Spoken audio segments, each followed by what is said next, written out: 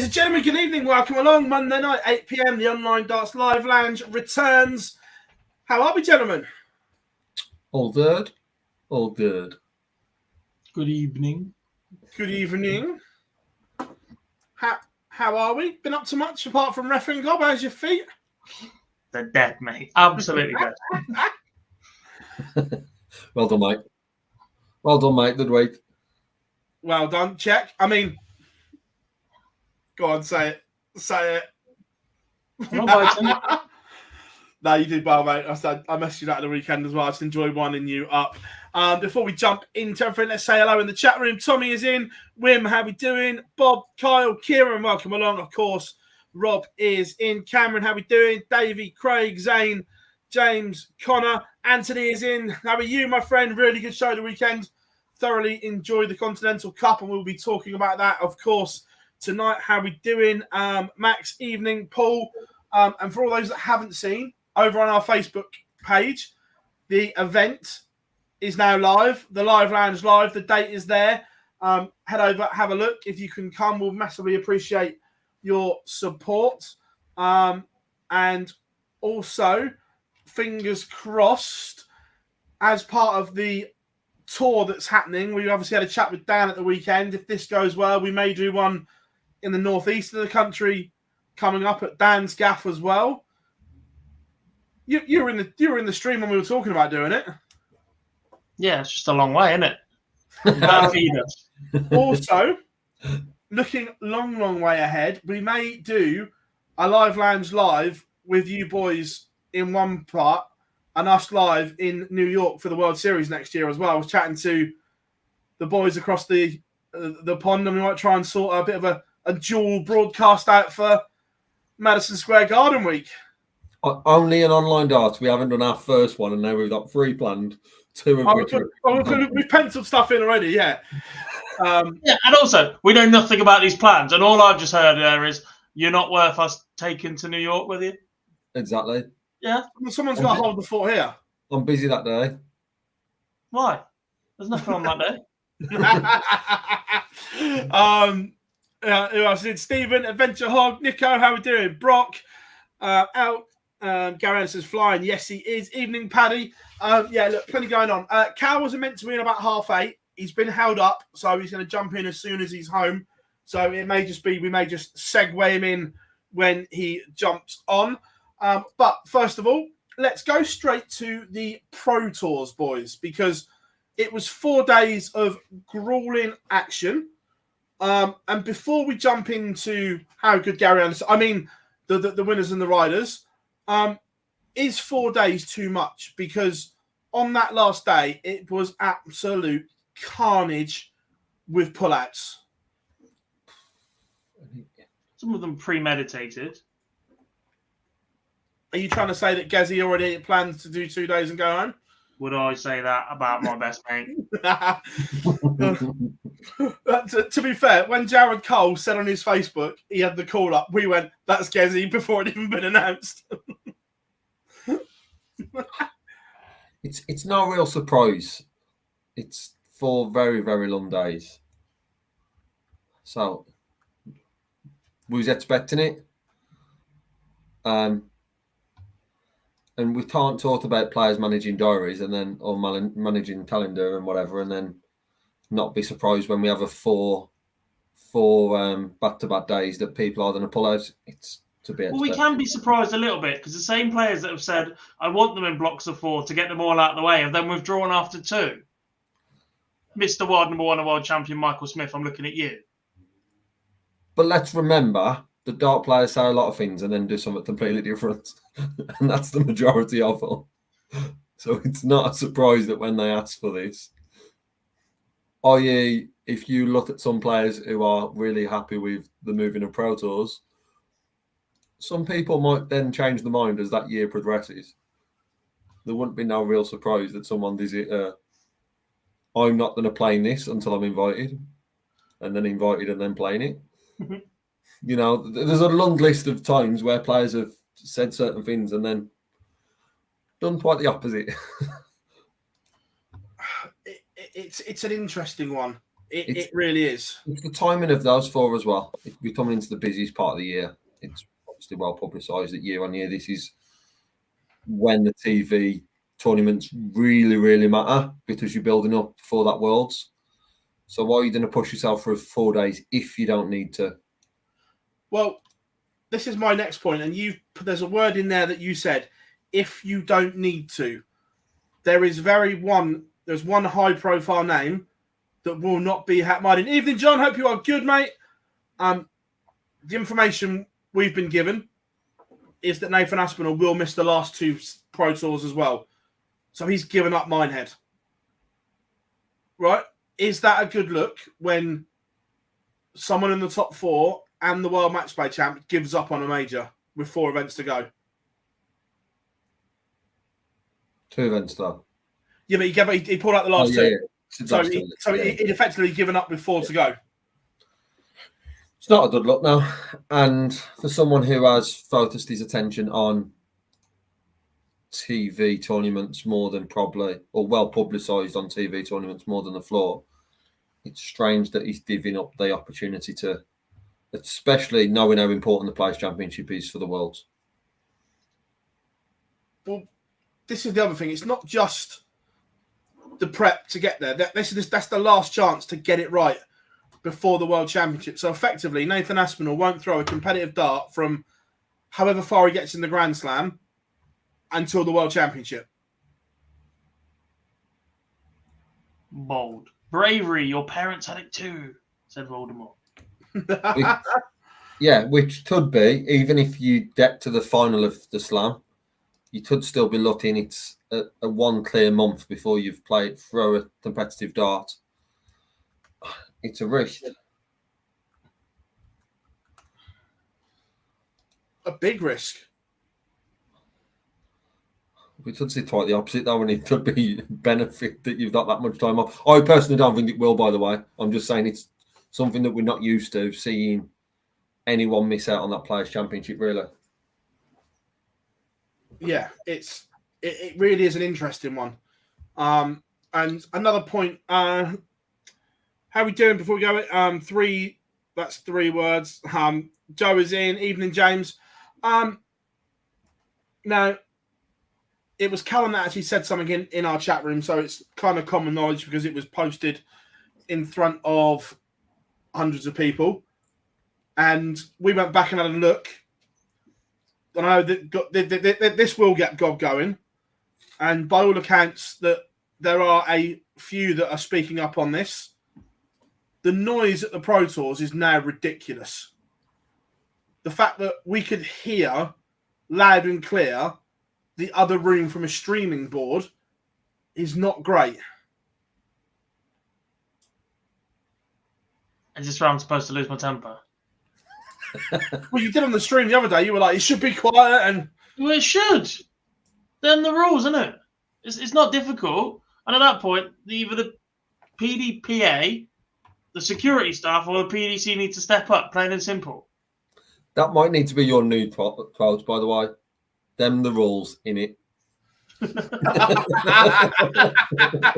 the rules, innit? Just once a week on a Monday to drop that in, that would be great. Them the rules.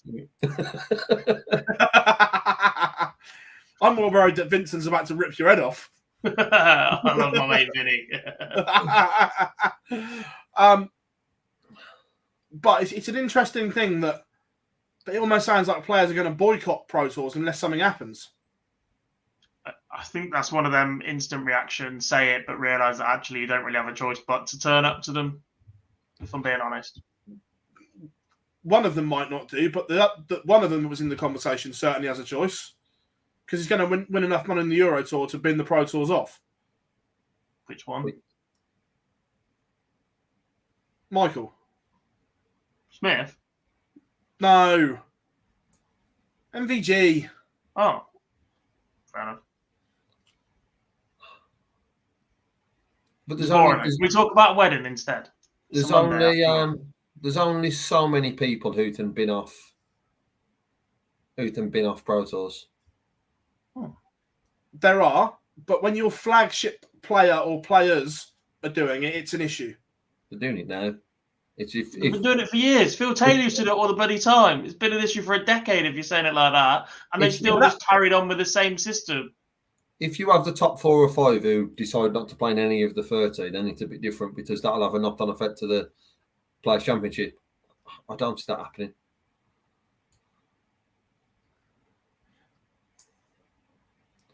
They will still turn up and play when they want to play. Yeah, because if they're not finding the form they need to on TV, and you've got a Pro Tour that you can fall back on, even though you've said I'm not playing in any, you're going to use that if it's going to have a positive impact on your career instead of what you've said. As we started the show off with, dart players say a lot and don't follow it up. This is probably one of those, isn't it? It's interesting. I think genuinely think the Pro Tours are at a crossroads because effectively they're worthless. They're not the important as they used to be, and they should be, by the way. And I genuinely think something needs to happen to breathe life back into the Pro Tours and make them relevant and make everyone in every one of those 1-8 want to play in them. Because at the moment, they've got that it's literally lowest of the low to the point where we've seen that exhibitions are more important. That won't change.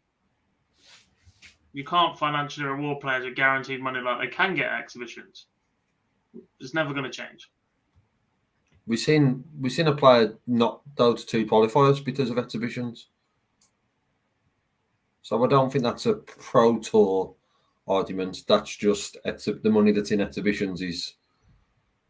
And it's not even exhibitions. You think there were 3 players that left at the weekend, 2 for a wedding and 1 for a football game.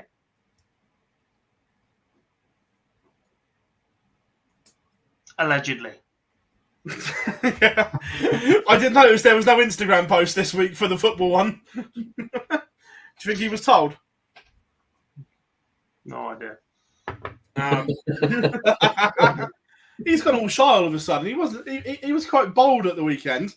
He's changed since he had a microphone in front of him for the whole week. He's changed his mind, I'm telling you. He's changed since he's got to be a good boy and he can't say stuff now.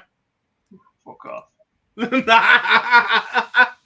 Gob's been silenced. Bedtime. But we'll jump straight into the Pro Tours.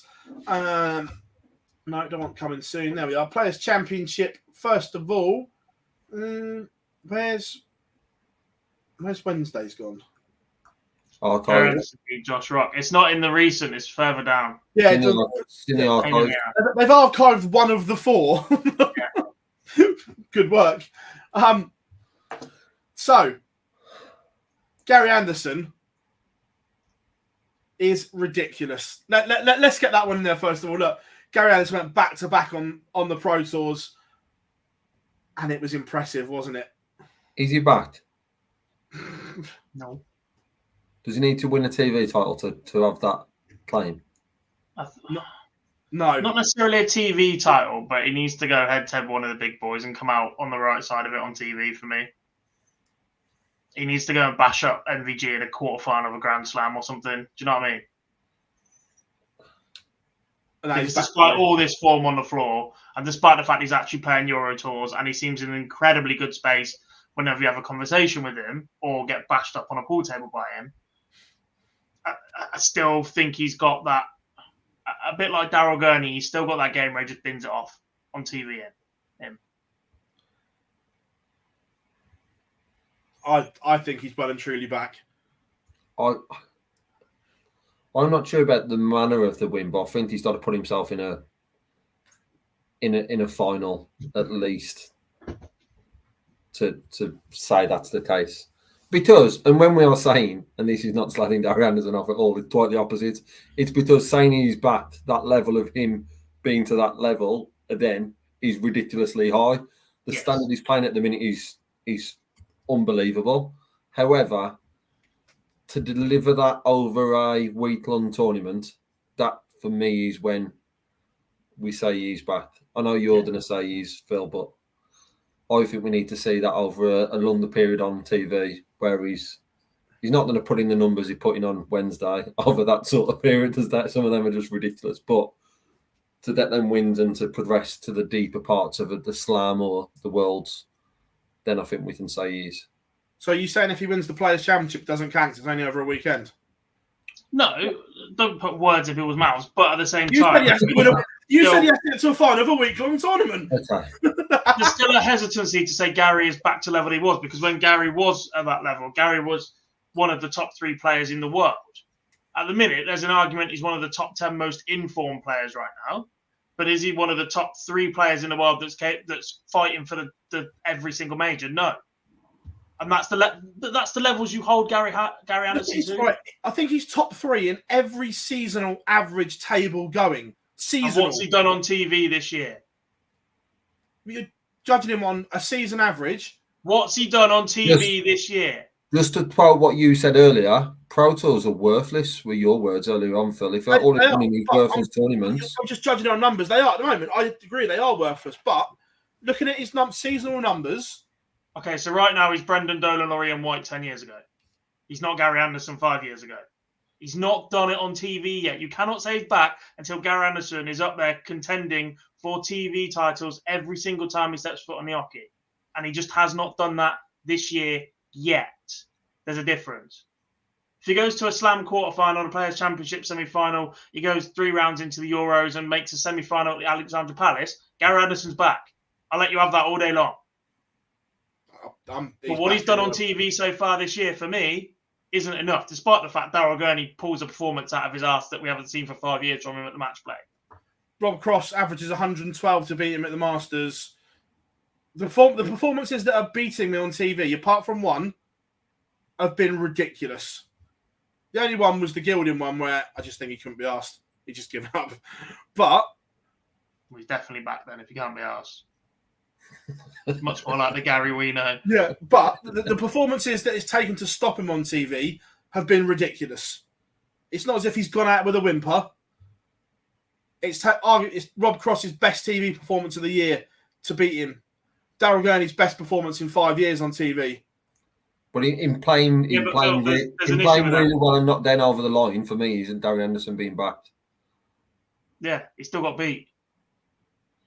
I said the same when I said Michael was back and everyone was down, and I'm saying the same about Gary. Liverpool were 10 millimetres away from an unbeaten Centurion season. We finished second, 1-0. Not the same, mate. I didn't see you asking for a replay this week when VAR helped you out. I mean, it's because a referee made a decision based on what they saw. Oh. You know it's completely different. And it always has been. Dark show, gentlemen. Dark show. Look, the way he dismantled Gerwyn Price in the last 16 was vintage. Yes, now go and do it in the last 16 of the Slam, and then he's back. Go and beat Gezi at Aldersley. Go on. I'd fancy and I'll bow down to the all-worthy Scot. The actual true Scot as well. Because of the top 5 Scots, only one of them from Scotland. The top 5 Scots, only one of them's from Scotland. It's an exaggeration, isn't it? Yeah, I was going to say, because Cammy's definitely got a ridiculous Scottish accent. So suits. Suits, Menzies, Ross Montgomery, he can have that one. Yeah, that's a good point. He's made a TV final this year. Jamie Clark, Andy Bolton. He's about as Scottish as I am. Well, for that, he said that. The Tenerife tan. Anyway, go back to the fact that Gary has made a TV final this year. Carried by Peter Wright. His fellow stuff. I love it when he said that because he's trying not to make himself laugh. No, I just eyeing up everybody watching, don't I? Hi, everyone. But anyway, back to the first block of Players' Championships. Good run for Josh Rock as well, and that was needed. Very needed to the final. Yeah, very needed. A lot of talk about him due to how he hit the ground running when he first broke onto the Pro Tour scene, but only stopped by Dando on a day that, let's be honest, he was always going to win it when he's playing the way he is. But very, very good from Josh Rock throughout the day. Yeah, very difficult quarterfinal. The win over the big question mark for me was that game against Rob Cross, especially being someone who you're constantly practicing with at that sort of stage of the day, and to come through that one was very, very impressive. Yeah, I agree. Moving on to Players Championship 26, Ryan Joyce does it every year at some point. Will pop up and get to a Pro Tour final or win one. And this was the day, and he was solid all day. Relentless, some would say. Don't look down the camera as soon as you say that. Straight down the lens.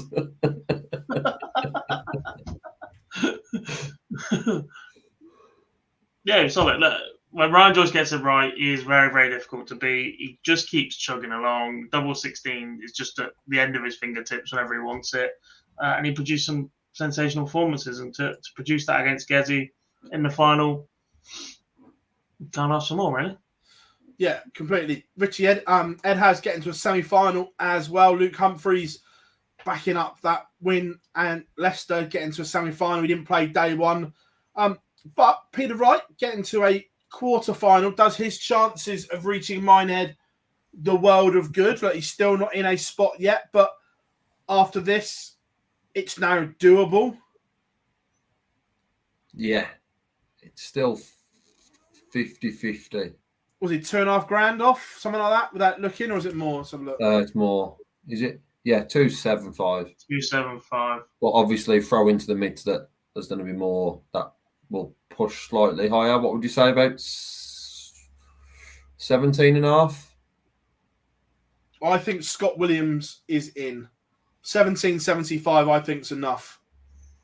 With 2 left.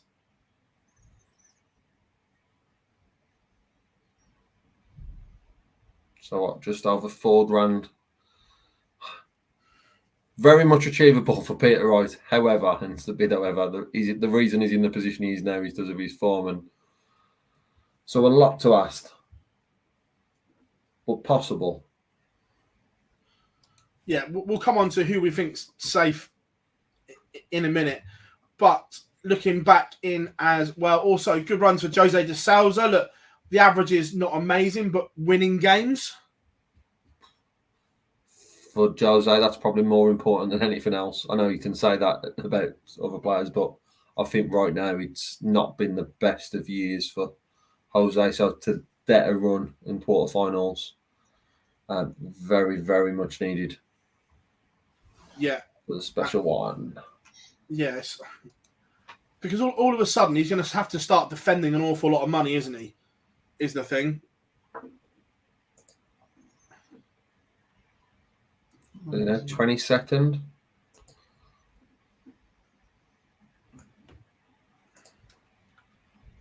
He's got 54 grand come off between now and Christmas as well. Yeah, so that's what I mean.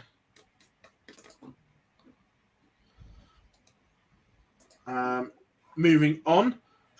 Now, I was buzzing for this final because if you'd have pulled this semi-final lineup out of the day before a dart was thrown, if you'd have had Radek Sadansky, Connor Scott, Jean Van Veen, and Ricardo Petrescu, I'd say go and buy a lottery ticket.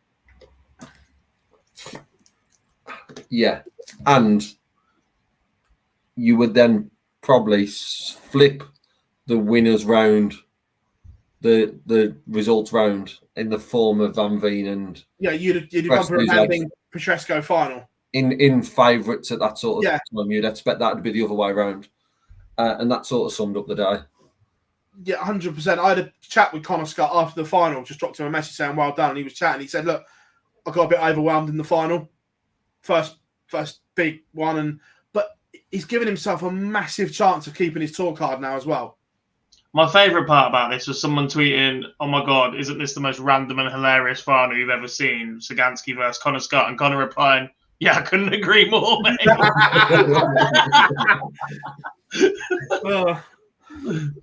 Evening, Mace. Hope you are good, mate. He said, "Well done, Jack. Top job."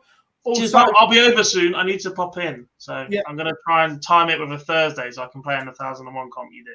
Yeah, and then do a bit of a recce. But we are heading to Mace's Prince of Wales pub for the Live Lounge Live Monday, December the 11th. I'm buzzing for it. No Christmas jumpers is right, isn't it? Christmas jumpers are a must. No. You know the only Christmas jumper I have is Felice Nabi lad from 2 years ago from the LFC. I'm going to buy you a proper Christmas It's jumper. got Nabi Keita on it, mate. If you want me in a Christmas jumper, it's going to have Nabi Keita's face on it.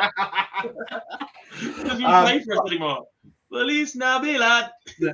Too far. I can't wait for the live line. Tiz is coming down as well. You know. It's going to be good. So, yeah, going back to it. But Sadansky, this year, he's been threatening to go berserk, though, because he's posted big numbers in previous occasions on Pro Tours. It's not even that. There was a genuine argument that in the build-up to the World Cup, Radek Sadansky was the best Polish darts player on the planet. He was absolutely superb. Week in, week out, he was outdoing both his compatriots on the tour. He was going deeper and deeper in every event, and he just seemed to run out of time to make his stake for that Poland World Cup team. If there was another weekend, another 2 events, I have absolutely no doubt he would have been in that Poland World Cup team. He was right up there. Following that tournament, Krzysztof Ratajski has returned to being Poland's number 1. He's put in some very consistent performances over the last couple of weeks, but this is just Sagansky stepping up going, actually, no, I'm still here. Don't you worry about me. Yeah, oh, completely. But good stuff from him. Also, Mike Klovenhoven, Neil Zonneval getting to quarterfinals. But what a warm-up for Moda Super Series Champions Week. Daryl Pilgrim getting to the last 16 of a Pro Tour. And surely, like Luke Littler, who we bear farewell to at the Super Series, we're not going to see Daryl Pilgrim in 2024 at the Super Series, are we? Because he's too good not to have a card. Are you telling me there are 128 players better than Daryl Pilgrim? That he's not in that bracket? Not right now. And for his sake, I hope we don't see him. Like, look, part of me, there is that selfish that actually the better players that aren't getting cards, the better for the Super Series and whatever else that goes along with it. But my one issue is just the sheer amount of pressure Daryl is going to be under now, because everybody knows what he's capable of. The fact he went and broke back-to-back records down there, the fact that he is doing what he's doing when he gets call-ups, the fact that everybody's going, well, he's going to get a tour card through Q School, which isn't a walk in the park, no matter who you are, no matter what level you play at. It's not simple, just rock up and go, well, I've been the best for the last 9 months, so give me a card, because that's not how that side works. And I'm just a bit worried with Champions Week next week, as well as this, that perhaps it might go against him. Daryl Pilgrim has flourished when he's been able to go under the radar and catch people out and underestimate Daryl Pilgrim. Possibly, but I think he's learned to deal with that pressure better. I get that. It is that lottery aspect of it. There's no denying right now he's in the form of a top 1 to 8 player. But that's not who that competition's against when you are at Fewstall, and you can come up against some rotten draws or some fantastic performances and just not have that luck. So he's down to be favourite. He's going to be on the tip of many people's tongue. But anyone getting through that is still a bit asked. Well, I'm just looking, right? I haven't got the exact numbers off the top of my head, but Daryl Pilgrim this year has earned more money than a lot of tour card holders, and he's only played as a top-up. Those last 2 Pro Tours, if there's a lot of pullouts and Daryl Pilgrim gets called up for both, it's not. It would take 2 very good days, but it's not beyond the realms. He could gate crash Minehead. I think it's a stretch. So, yeah. I'm also a bit worried about the timing, because doesn't that then... It's an issue. I agree. The last 2 Pro Tours are in Champions Week. He may have a decision to make. 25 grand or 20 grand. I'm playing Champions Week. I'm sorry. I'm with you. I would as well, but I don't know how Daryl's mind works. I think it has to be Champions Week. I think it does as well. No, I agree with you. But all I'm saying is it's a lot bigger decision if you sat in the Peter Wright position maybe and up. Then it's a bit different. But right now, the opportunity to earn that money and going into it, let's be honest, if he's not favourite, he's certainly one of them to pick up that title. what days are is it Thursday and Friday or Wednesday and Thursday? Thursday. Because he could have won Group A, gone and played the 2 Pro Tours and come back. Yeah, it's Wednesday, Thursday, Grand Slam qualifier Friday, finals night Saturday. Probably playing county for somebody on the Sunday. It's interesting. It really is. Scott, no, not yet. Callum's running late. We don't know exactly what time he's going to be on. He messaged me about an hour ago saying he's running late. So as soon as he's available, he's going to shoehorn him in. So that's the 4 events and the 4 win. Oh, sorry, Ross Smith winning the last event. And again, this had been coming, but it was the comeback against Dom Taylor in the semi-final because he looked dead and buried at one point. As you said, it has been coming. It's Ross Smith. And going into this weekend, it's the perfect timing for Smudger to that over the line, isn't it? Yeah. It's not hypercritical now, but it does put Danny Noppert on the bubble, by the way, as well. Ross Smith and Damon Hector have both won 2 Pro Tours, as is Danny Noppert, but he's currently in that final spot through that ranking because he's higher ranked. So it goes on number of Pro Tours. If Pro Tours are required to fill the spots, number of Pro Tours followed by, if that's equal, your world ranking. So a win for Damon Hector or Ross Smith in any of the final 2 Pro Tours would leapfrog Danny Noppert. The other thing to consider is that should 2 players that have already qualified through TV events, Michael Smith, Van Gerwen, Aspinall, Humphreys, Dobie, Gilding, Price, Clayton, Cross, Peter Wright, Gary Anderson, win or be the final 2 in the European Championships, another 2 spots would then go to the Pro Tour because there's not been enough diversity in the Euro Tour winners. Interesting. How are we doing, Missy? Hope you are good. Yeah, we'll touch on as I'm aware. 1, 2, 3, 4. No, I don't think there is. When I just off the top of my head, when you look at the majors, there'll be a lot of spots floating around, and no, those 2 are included. So if it would just be those 2 spots to the Pro Tours, I think. But each of them comes off if there's new players in the final of the European Champs. Right, okay. Interesting. Right, so after the block of Pro Tours, we'll touch on the Players' Championship first. Where's the cut-off line, are we thinking? For what? Players' Champs? Yeah.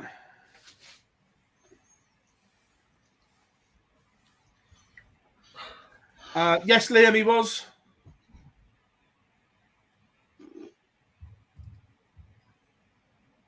I'd take 17.5 grand right now. You think you're going Burton safe? Ish. Burton Williams is the line, I think. Purely because of the number of players off and then put ish at the end of it, Dob. It don't work like that. Purely because of the number of players below and the fact that then if Jermaine Watermaina loses first round one day, he's then got to go 2 rounds the following day, sort of thing. So I right now I think Williams is safe. Burton safe. I'd say Williams because then everybody below has got to win at least their first round twice or go board finals. Yeah. And that's everybody, plus the threat of players jumping from below that as well. the next one, the one we all love, the World Championship race, is a little tighter. Where are we going here?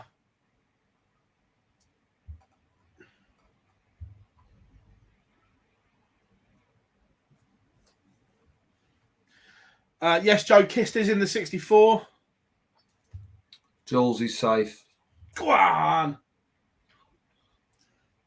Are you celebrating Jules being safe? Or Yeah. Okay. Big fan of the walk-on.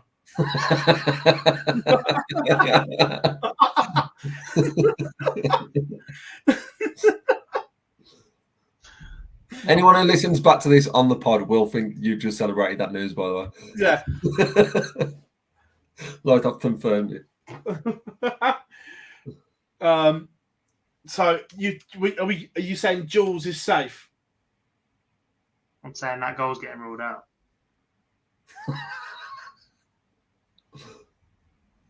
There's panic as well, you know. Let's go to VAR. It's close. I can't even see anything. I'm just on the wind up now, dude.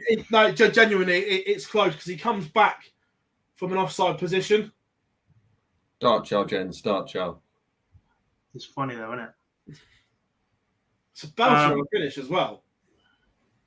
I'm saying Menzies. Well, you are playing it conservative.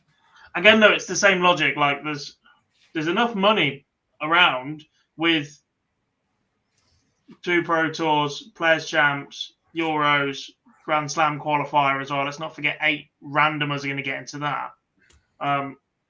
After doing fuck all year. Yeah, well deserved. But it's just the sheer number of people that got to pass him.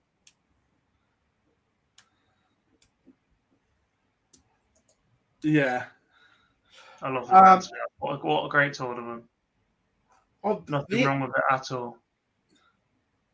Now try and say that without bursting out into a smile. Go on. Alan Suter is in a horrible position right now because he's outside on both sides of the World Championship race. Thing is, if he gets there on a Pro Tour, he's probably earned enough to get there on the Order of Merit as well. Yeah. He's $3,000 behind on both races.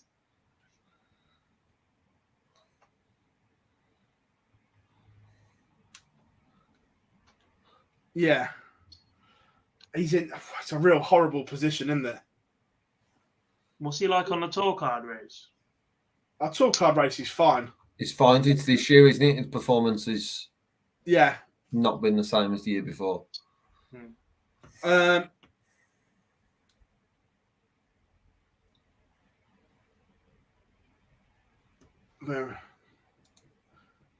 he's defending a bit of the Worlds from 2 years ago. He's defending 2 quarterfinals or 2 last 16s. Last 16, I think. Yeah, the tour card race, he's 39. He's fine. Yeah, the pressure on Suits is next year if he doesn't finish this year well, or that's the Worlds because of how well he done in year 1.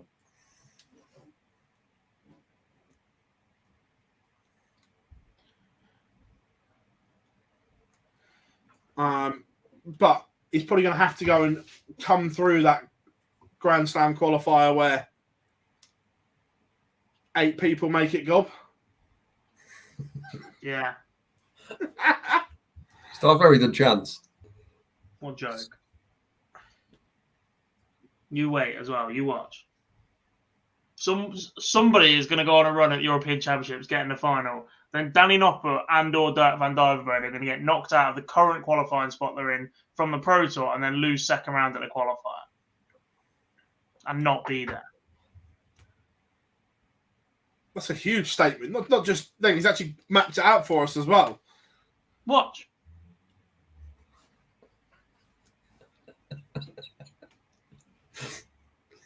Dirk won 3 Pro Tours in the first 10. He didn't start moaning until about 12 minutes past. He hasn't stopped since. He was a slow burner tonight, warming double, but he's made it. So Gando's fine on every list running. He's in every tournament between now and the end of the year. He's fine. Some would say he's back. Absolutely.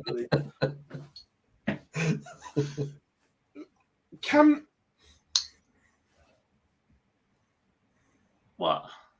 Can we tell the Ryan Meikle story? I guess so. That Ryan Meikle took the last Pro Tour off because it was his sister's wedding, and his sister got the date wrong, and he could have played. This wedding was the day after. That's a bit annoying. Was the wedding on a Monday? Sunday. And he's a couple of grand outside the Worlds. Livid. I wouldn't be attending her wedding. I'd be attending her fucking funeral. Same thing. She can wear the dress if she really wants. Yeah. No problem at all, mate. Glad you popped in. Evening, Lau. Hope you are all good. So that was the Pro Tour. He's only 3,750 off the players as well. Just to rub it in. Yeah. Board finals, 1,500 quid. He was 2 wins away from cutting that in half, basically. So from there, we will go across the pond for the Continental Cup, and Stowe Bunce is coming to the Grand Slam of Darts. And how much are we hoping he plays Peter Wright? Please. Bash Peter Wright, the form he's in. I'm just thinking more the colours on show. He needs a variety in trousers. I've only ever seen him in purple ones. The shirts are bright. He's always purple trousers. Yeah. We are sometimes critical on the most stupidest things ever, by the way. But before we dive into the results, first of all, the tournament as a whole, really enjoyed it. I liked the setup, the way it looked. Again, it's another step forward for the CDC guys. I thought it was a very good tournament again. Yeah, I like that they just haven't copied a big PDC event and gone, right, we need a stage, we need to raise it up, we need everybody here. It's all on one level. It looks decent. They've got their own little area. They've got their little quirky ways of doing things, the camera in the crowd, etc. It's doing really well. Mind you, the one thing that I loved, but God will hate, I love the fact they gave the players their own marker pen for the walk-ons. No. Why not? You're not a fan, Gob? It's not the time to sign fucking autographs. Get on with it. It's just not, is it? Why not? It's just stupid.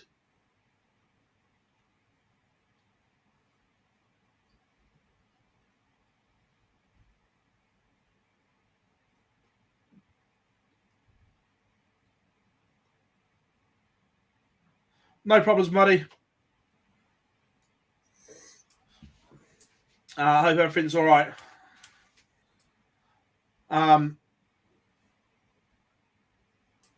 But yeah, going back to it, what is wrong with signing autographs when you're walking to the stage? If the player's comfortable with it, what's wrong with it? Nah, I can't be arsed with it.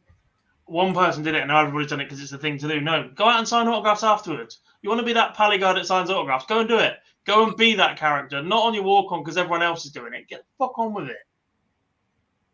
Yeah, but you haven't got time to do it afterwards because you get whipped off stage to go and do media. You can make time if you're that asked about signing autographs. No, I disagree. There's only about 2 of them that have got the power to go stick your interviews up your ass for 10 minutes. After interviews, they can pop back out. Well, during the next match? During the match, yeah. It's loads of time. Don't you worry. Stupid. You're stupid. You want them down the Wharton? Yeah. Well, someone else is They playing. don't have to be down the walk on. They could be anywhere. They could be at the back of the room. They're not. It's Right, not in the room. Well, the security are not going to let players go out into the main auditorium at the back of the room. I've literally seen Dave Chisnell do it at the Premier League. When was the last time Chisnell was in the Premier League? It was in Nottingham about 6 years ago. But yeah, Sam. Case in point. Before they started signing autographs on the fucking walk-on. I've got no issue while they're waiting, right? When you're at the top of the walk-on and Johnny Mac's chatting, or you're waiting for Peter Wright to stop prancing about, or Devon Peterson to look at himself in his hand mirror, fine. Sign an autograph then, but the minute they cut to you, just get the fuck on with it. Nah. Yeah. No, I disagree. I disagree. The only thing that is worse than signing an autograph on the walk-on is Peter Everson snogging his missus' face off. No, that's horrific. But signing an autograph for fans is not an issue. No, get on with it. I say, if he was a pro, he'd definitely be getting booed, wouldn't he? Yeah. You'd be getting the full going price treatment. Yeah, but we didn't need tonight's show for that to be proven. That was always going to be the case. So you're telling me you wouldn't sign I got one? booed as a ref this week on Facebook. Don't worry about it. I need to stop setting up accounts. Yeah. But to the actual darts, before we get into the runners and the riders that we expect, there are two youngsters that I am genuinely excited about over in North America, and that's Jake McMillan and JT Davis. Two young lads that I think have got a huge future. Don't disagree. Aspinall is very, very solid. Yeah. Yes, Cal. I just think there's a time and a place for it. And I'm not even that arsey or passionate about it. It's just these two clowns going, look at him, he's funny because he doesn't like this. And now it's become a thing, right? Paul's answer is perfect, right? I'm old school in that sense. Go and sign it. Go and take if you're genuinely passionate about growing it and signing autographs and whatever, go out in the bar with your fans after your game at events like that. Again, you wouldn't be allowed. The PDC would not let you out into a bar in the arena to go and do that. I've seen their security. I'm bigger than all of them. Watch me. Mandy would eat you alive. Yeah. Have you in a headlock and top you off quicker than anything. I'd murder her. Oh, I'm going to tell the wagamamas that you've ploughed her with. I'm going to tell her this. This is going to be interesting. Gob versus Mandy at the tavern. It's not going to be interesting. It's going to be one. It's going to be brutal. Has anyone seen Gob? Yeah, he's hanging up there. How we doing? Does you are good. But anyway, back to the Continental Cup. Yeah, JT Davis and Jake McMillan, two players that I think have got a huge future in the sport. I expect to see them a lot more. Yes. Yeah, I completely agree. Looking at it, the only huge shock, I'd say, in the opening round was Larry Butler beating Jim Long. Yeah, I did not see it. To be fair, Larry Butler played really well. Back end of the match, he was absolutely mint. Yeah, a shout out for the coverage, by the way, because I wasn't staying up them hours, but I was able to watch some of it back on Facebook, which was good. I didn't have to stay out like you did, Phil, so I had the delight of watching it the next day. Yeah, that was certainly the shot. I think when me, you, Dan done predictions last week, we all expected a good run from Jim because of that's what we've seen over the past few weeks. Yeah. And less from Larry. So that was certainly the surprise of round one. Yeah. Moving in day two, quarterfinals. What a lineup! And again, the huge. There was one shock and one disappointment. First of all, the disappointment was how poor Leonard Gates was in that quarterfinal. Yes, he never, ever, ever looked settled once. No, The release and the snap in his throw just wasn't there. It was like he was chasing him, and it was like he'd already made his mind up, but it just wasn't happening for him. He didn't look to change anything. He never looked to change his pace or settle down. He just seemed to accept it was happening. I think that annoyed me more than anything else about that performance, in that he just, from the go, it wasn't there, and I'm going to lose. Yeah. Yeah, he just didn't look himself. And yes, Taylor played well, but he was also allowed to play well by how poor Leonard was. Yeah. Again, Stowe Bunce, again, not at his best, but didn't need to be against Larry Butler. The David Cameron, Danny Lauby game was an incredible game to watch. Thoroughly enjoyed that one. That's one of the best games of the whole tournament. Yeah. I want to go back to, after seeing Larry put out Jim Long the night before, to watch how badly, I don't want to say fell off, but he never looks comfortable at all. It looks like he's throwing across himself constantly and somehow manages to get the darts. And like, the action isn't there anymore. It's not Larry of old at all. It almost looks uncomfortable. And there's part of me that's wondering how much longer Larry can go on. Yeah, that is the thing. It seems to just keep doing enough just to keep getting to events at his age, but it's going to take its toll in the end. And then the number one seed went. It was a good game. Jason Brandon played really well, but Spellman, normally on the outer ring, solid as a rock, but he just missed a couple of key doubles when it mattered and paid the ultimate price. Yeah, it did just that. There's a lot of expectation, I think, on Spellman going into this as seeded one.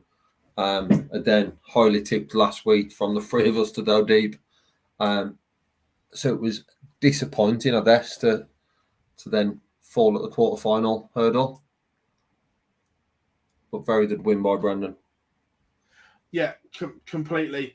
Then the semi-finals, again, Stowe Bunce, that once Spellman went, became the overwhelming favourite, the form he's been in this year, to go and get the job done, and he beats Jacob Taylor comfortably. And then Jason Brandon, again, fairly comfortable against David Cameron in that semi-final, and David Cameron just didn't quite hit the levels that he hit to beat Lauby that round before. He's another who I'm worrying about his top-level game at the moment, because we're seeing it less and less. When he qualified for the World Seniors Masters the very first time, he was already there at the Lakeside, obviously. He was excellent. He was brilliant. He absolutely ran through that field like it was a hot knife through butter at times, and that's an incredibly tough little field to get through in Reading. To then go on and win the Masters as a qualifier was superb. He was putting together good runs, and he just seems, the edge seems to have been taken off David Cameron right now. Obviously, then went to Ali Pali. We've then seen him playing more seniors events over the last year, and he's just not quite delivering when he's backed up against the wall.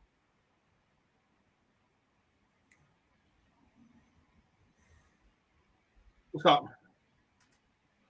What happened there? Keith was being a knob, so he's been Sad. removed. Basically.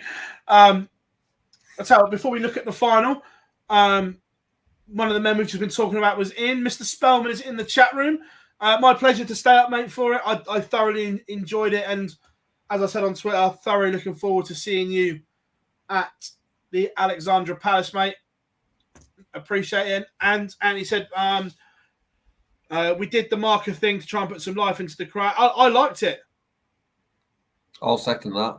I liked it, mate. I thought it was good. Dob? Yeah.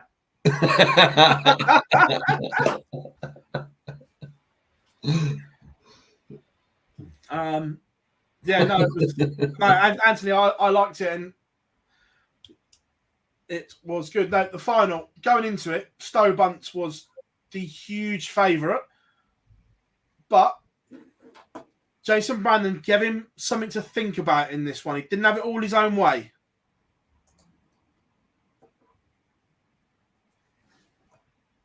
I mean, we should probably be asking you questions here because I fell asleep at the quarterfinal stage. Yeah, I watched it all night.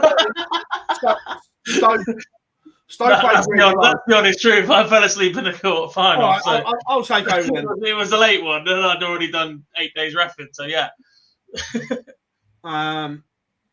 Yeah, no, it was superb, and just what we've seen from North America this year, I'm genuinely excited to see how it goes again in 24, because there was a rise before COVID. Look, COVID stopped the world in terms of darts. We all know that. But last year we saw an improvement. This year we've seen a massive improvement. And I'm looking forward to seeing how it goes again next year and how it gets bigger, how it develops. I loved cross-border for the first time. Continental Cup was another success. And just looking at it right now, that the DPA and then arguably the Asian Tour was on the rise. But right now, in terms of affiliate tours, this is the one. 100%. I don't think there is any question about that. The year has been very good. It's hard not to see next year being better. The quality of players. The Phill this weekend just sort of sums that up, I guess. And like, I was a huge fan of the cross border as well. That's certainly one that needs to stay. But this just showed once again the quality that's in the CDC. And you know what? It's no surprise that we're talking about the quality a couple of days, because they just tend to always deliver now. And that is a level they've set, and it just needs to be maintained and then pushed even further.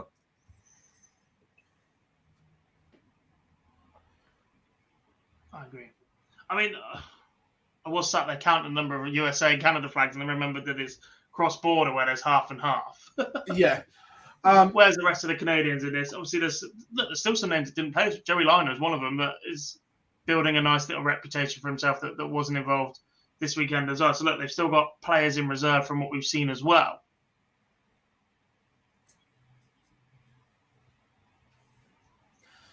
Yeah, and I'm looking forward to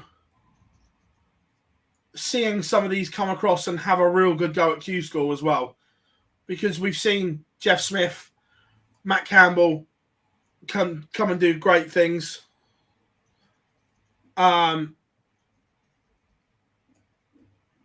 But I think there's another breed waiting to come across and take it to another level, go past. And this is not a slur on Jeff Smith or anything like that. There's a new breed waiting to go past and raise the bar from what Jeff Smith has already done this side of the pond. And I think, unfortunately for those players with wherever the tour is based, part of that involves a commitment to move over here full time. Jeff hasn't quite done that. Danny Baggish did it for 2 years. It didn't quite work out for him. And don't get me wrong, it is a massive leap and jump to do. Danny Lauby based himself over here for most of the year, I believe. But I'm not going to sit here and tell you that England or the UK is the best place in the world to live right now, because it's just not, right? But unfortunately, this is where the majority of darts at the pro level is based. And if you're going to have a serious crack at it, then you have to be prepared to make that jump over here. And I think Stowe Bunce might be the new Raymond Smith in that regard, in that just content being the big fish at home. Yeah. Yeah, no, it's interesting. And if you are one of the ones coming across, I know I tried to get out of them on the Zooms, but they wouldn't give it to me. Which Q school do you do? I'm not sure anymore.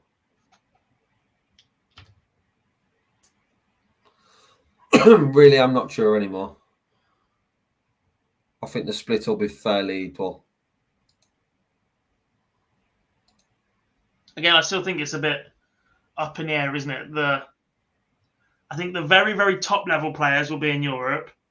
I think there'll then be a bigger range of solid players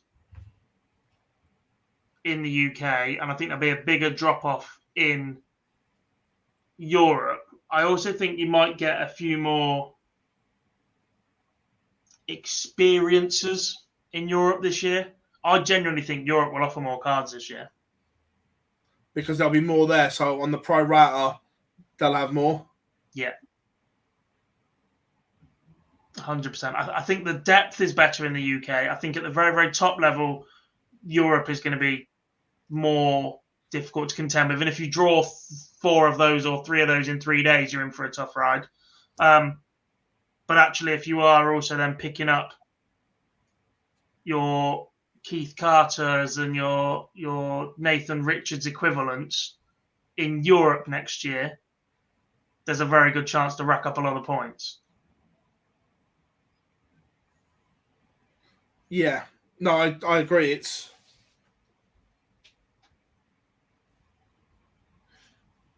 Yeah.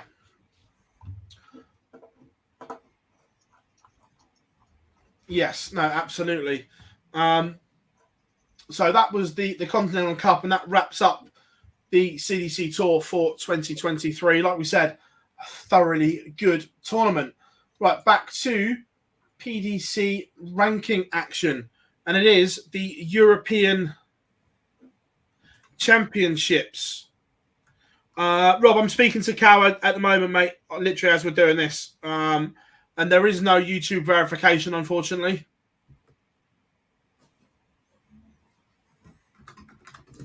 You could get a moderator or a member or whatever.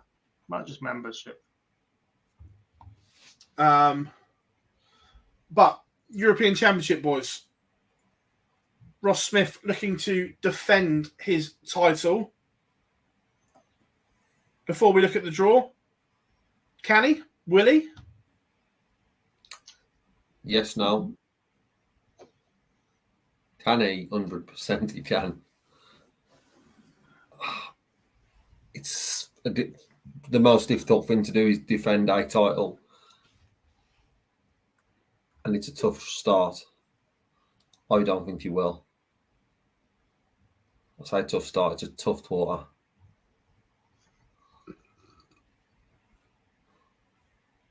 Do you think he will, Dom? I'm more inclined to believe that he can, given his run this week. That win in the Pro Tour just adds that little bit to it. I don't think he's going to catch anybody cold like he did last time. I think if Ross Smith is going to win this, he has to produce near to his A game for the entire tournament, whereas last time he was producing a little bit of B game, but the 180s sort of caught people off guard a bit last time. I think they're going to be expecting that. Yeah. So I'm trying to find the draw with my emails because there's that much. James, to answer your question, the draw is based on your seeding in the European Tour. So the draw was ready after the last Euro Tour event. Yeah, so it's 1 place 64. 1 place 32. Yeah. I know what you meant. Yeah, so I'll just... Don't down to the Players' Championship just yet. Yeah, I was just getting the draw up here. So, yeah, Ross Smith starts with a very much in form Riccardo Petrescu, and if they both come through, he plays MVG round 2. That's what I mean. It's not nice. It is not nice start at all. No, it's a tough section. When also throw in there, you've got Damon Heta, Jean Van Veen, and Josh Rock, Daryl Gurney. That'd be fun. So if you beat Petrescu and then MVG, you've then got probably an inform Heta, Van Veen, or Rock or Gurney who've come through that section. It's tough. It is tough, but it could also very well be Petrescu, who is in decent form but isn't quite used to top TV yet. Rasmus brings an upset on Van Gerwen, and then Daryl Gurney, after producing 2 brilliant performances, does his usual and chucks one in. and all of a sudden, Ross Smith is in the semi-final. Doesn't happen though. You saying it does? No. I was going to say, I've got a feeling Mr. Bars will be throwing out, asking for our prediction soon. I was just trying to get in early to see if that was your way in. I've got a question first of all. Before we look at any of the role, the naming of the event, should it be called the European Championships or should it be called the Euro Tour Finals? I'm happy with the European Championship. I've got no problem. I'm just asking a question. Euro Tour Finals. Why should it be the European Championships? Why not?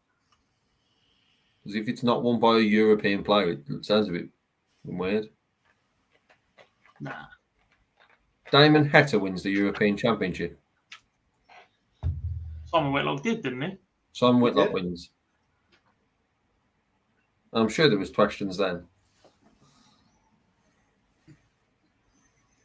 How old do you think Jack is, Cal?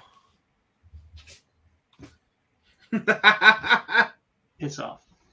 I don't mind either way. I was just asking the question, that's all. Being it's based off of the Euro Tours, we've got the Players' Championship finals, which are based off the Players' Championships.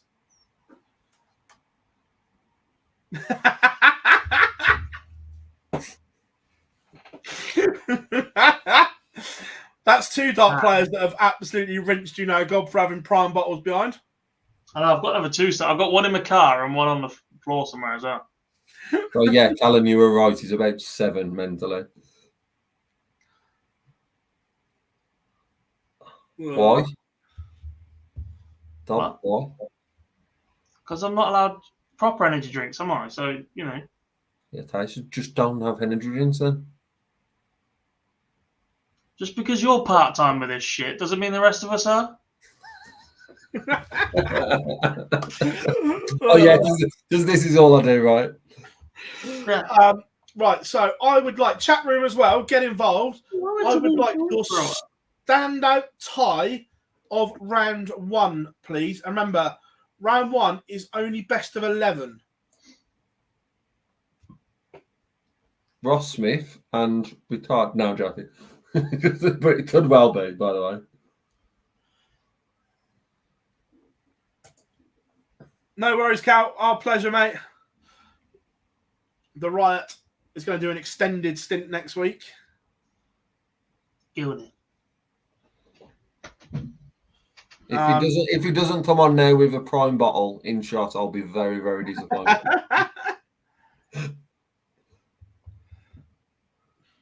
Was that your pick for first round game? The Phill double? No, is it? Why? Opening up the show, I saw. Yeah. There's one of 2 picks here for the first round tie, and that is all. I only got one. 2. One of 2. No, I have got 2. Sorry. 2 seconds. Let me see if I can.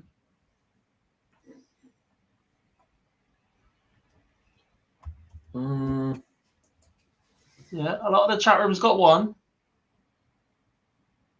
The 2 picks are Dave Chisnall against Chris Dobie and Damon Heta against Gian Van Veen. No, I think you're missing one.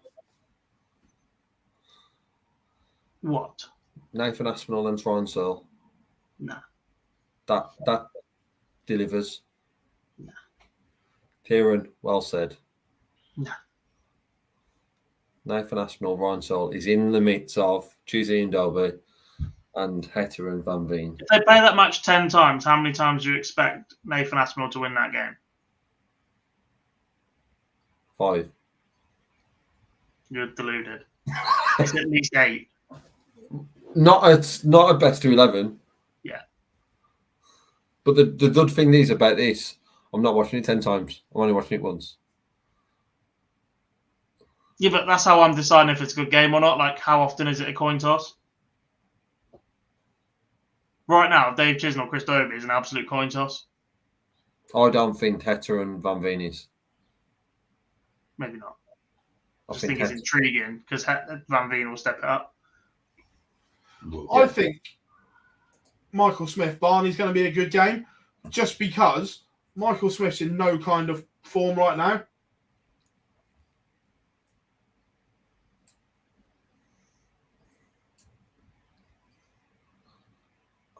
Because of that, it makes it more difficult to pick a winner, but I don't see it being a great game on that basis.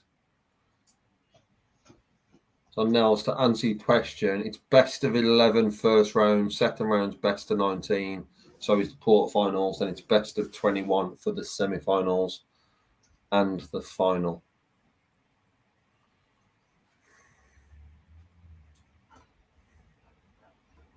Bugger off, Chris. I wish we could see Justin Pipe versus Liam Maindle Lawrence. No. It still wouldn't though before not being Andrew Dildy on night one. Right, there we go. There's the draw for everyone that hasn't got it. I had to just resize it quickly. I'll tell you what I think's an underrated game. I think Shin the Bunting's very underrated. Nah, because it's in Germany, isn't it? Bugger. Correct. You have to take these things into consideration, young Jack. Yum. Thanks. Prime boy.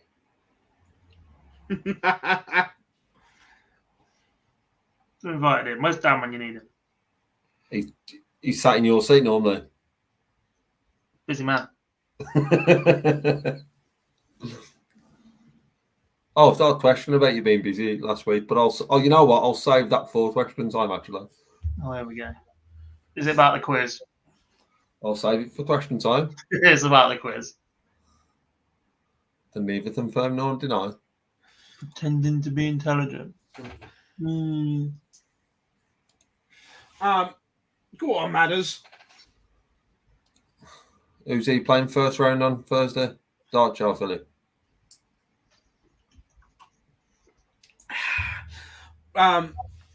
Right.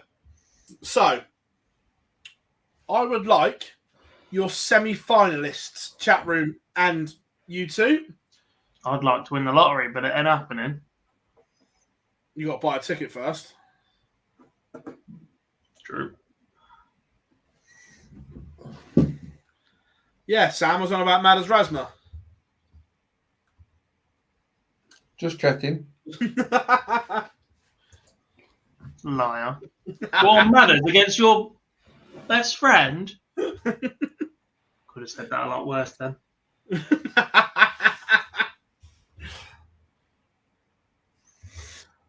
Right.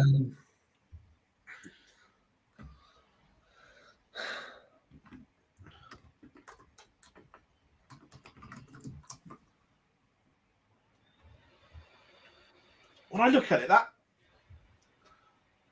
top core is actually horrid to try and pick. That's the only one I've picked one in. The other one I'm struggling with. Other three, I should say, I'm struggling with.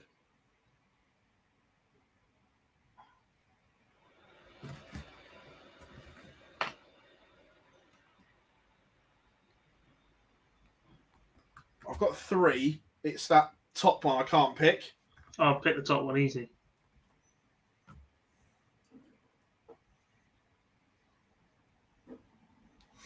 I'll pick top one easy as well.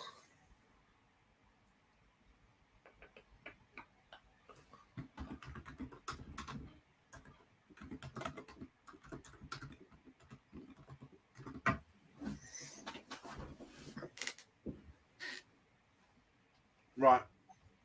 Are we good to go? Who are you going with? Semi-final one. Dave Chisnell takes on Derwin Price.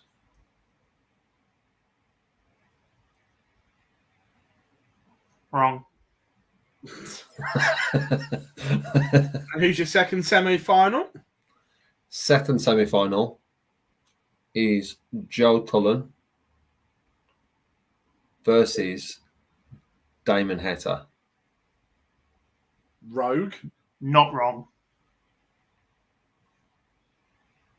I've got 3 the same. The only difference is I've got Stephen Bunting in the top quarter. Bunting, Price, Cullen, Heta. Rogue. Sorry, Damon, Joe, and Derek. Not Rogue at all.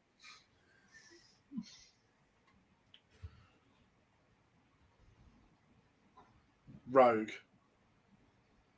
Come on then. Michael. The only one I can't make my mind up is the top one. Semi-final number 2 is Luke Humphries against Michael Van Gerwen. No, it's not. Humphries is knackered. He'll find a way.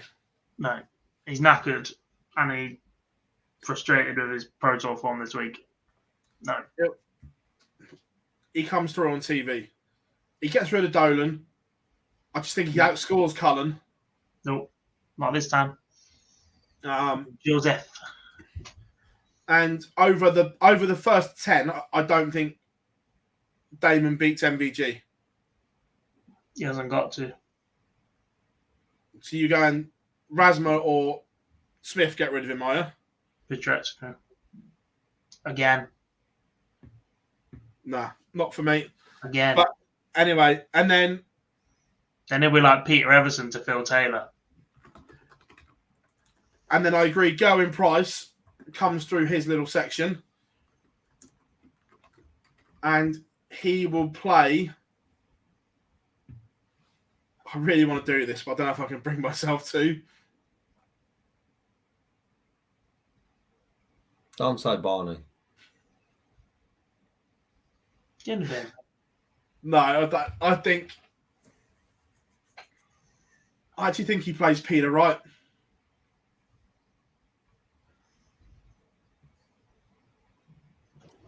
Wrong.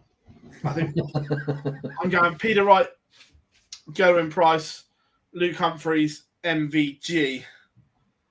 Wrong. So from there, winner and runner up. He's winning one this year, I'm telling you. Dave Chisnell. You're going Dave Chisnell to win 3 games in a session. He beats Damon Heta in the final. Wrong. Because by then he'll be Chisnelled. He's got to win one day, and it's probably the best place to be. No, he will forever be the yellow Terry Jenkins. Yeah. No. Price beats Cullen. Which gets Joe in the Grand Slam. And he'd care about that more than winning the Euros. Just getting to the final be a relief, and that'll be why it'll be dreadful. Because he's done enough then. Especially in a 3-session afternoon. 2 to get there, gets himself in the slam. I'm sure he's not there already. I'm going Gezi beats MVG in the final. Yeah, he's not there yet. It's time for Chizzy, I'm telling you. It is time for Chizzy. Time for Africa. He watched him qualify for the slam, averaging 83, by the way. Chat room, what are we saying? What we got to love? We got Gezi beats Cullen. Price over Humphries. Bunting Price. Yeah, I like that. Cross beats De Souza in the final. Good luck if that comes in. Good luck watching that. That'll be a slog. It is on ITV, and Wadey does love an ITV November resurgence. I just can't see it though at the moment. Can you? No, but to be fair, it's always a good tournament in Dortmund. The atmosphere is good. It's a big arena though, so I'm just worried that it may, especially Thursday night, may be a little empty. bit like the Euro Tour used to be, because it's a big arena to hide as well. Also, room to sign autographs at the back, though.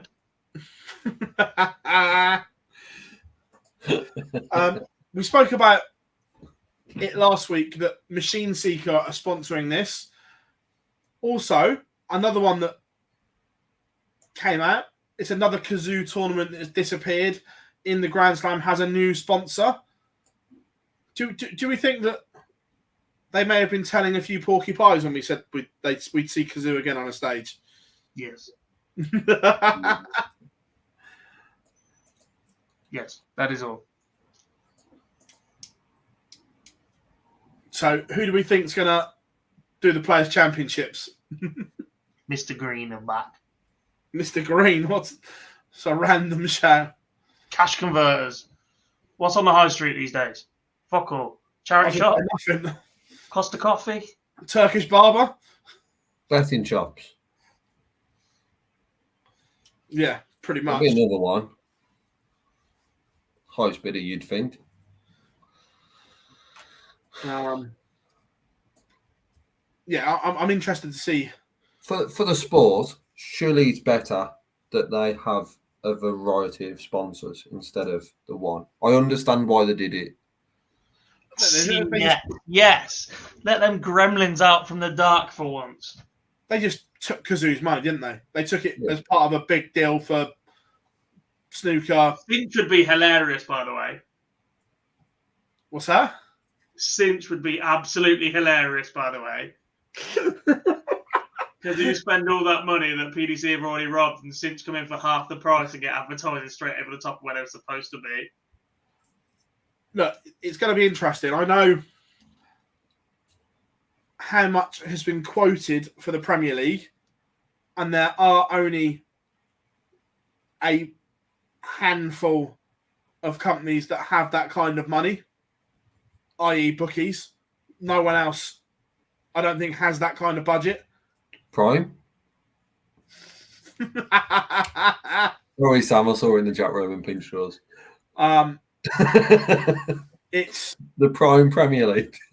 Please. Just call it the Prime League and be done with it. Yeah, but to be honest, if they did the Prime Premier League, the prices at the arenas would probably be the same prices they was charging about 6 months ago for a bottle. the OnlyFans Players Championship. There's certain players who might really want to qualify for that more than what they are right now. Yeah, what's being touted for the Premier League is extortionate in terms of a figure. Like, I'm sure it's financially worth it for the people that do it, but fucking right. The thing is with that one, Mark, is if Prime sponsor it, that's Dob who's prancing around on the stage with a bottle. The Players' Championship Final, sponsored by Prime Boy. Did anyone want to say? Their new next collaboration. Oh, I'll tell you what, how funny was it when Amanda Holden was trending on Twitter last week? More Amanda Holden, please. But yeah, it'll be interesting. We're not expecting to see Kazoo again. Another one seems like another week, and we talk about Lakeside. They've lost another seed. Congratulations to Hopai Puhau, who won the Oceanic Masters, taking his place at Alexandra Palace. I think it's been confirmed that's the route he's taken again. Why you entered it if you're not going to? So was that 7 now? Enough for Liam Maindle Lawrence to get a call up anyway. It was reserve 1, wasn't it? That's way too high. Saying that, there's different criteria dependent on qualification, isn't there? Yeah. It's top time is running out now for players. So I don't think there's going to be that many more, is there, that can drop out? Potentially, can Andy Bartons and Yeller, can one of them still qualify through one of the PDC qualifiers? Potentially.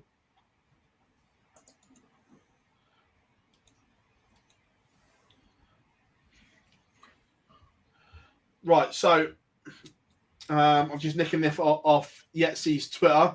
So confirmed, Liam Mandel Lawrenson, Danny Porter and Leonard Gates have ticks next to their name. They cannot be caught. They are going to Lakeside because of the ones that have already pulled out. Yeah. There's still 2 from the Challenge Tour, a West Europe qualifier, an East Europe qualifier, 4 PDC Tour card holder qualifiers. So, in theory, there are still potentials of Bartons, Klassen, Białecki as well. Yes.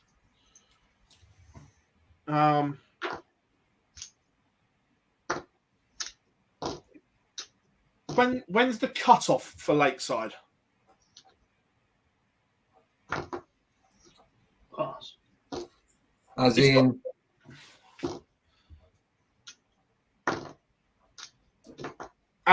once we know the field is set, it's got to be the end of this month. why has it? Because the tournament's in the first weekend in December. Surely you have to get a draw out. Draw should be in there, really. After Hungary this weekend.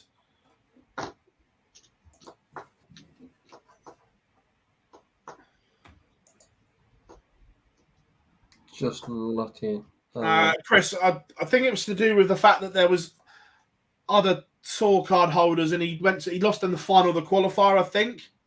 The qualification period, cuts off Monday, October the 30th, and the draw will take place next Wednesday. That's interesting. Look, I appreciate that they have to do what's best for their tournament, but the fact the draw is going to be done when there are still potential pullouts, it's not a good thing, is it? I know there's nothing can be done, but it's just not a good scenario, is it? Final seeding order to be determined a week today. Yep.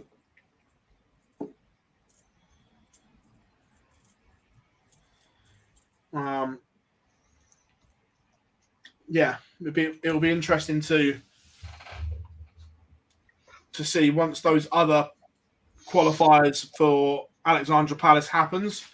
Is Edgar? Yeah, Edgar was near to qualify, and that's why he's not done any tournaments since winning in, was it Slovenia?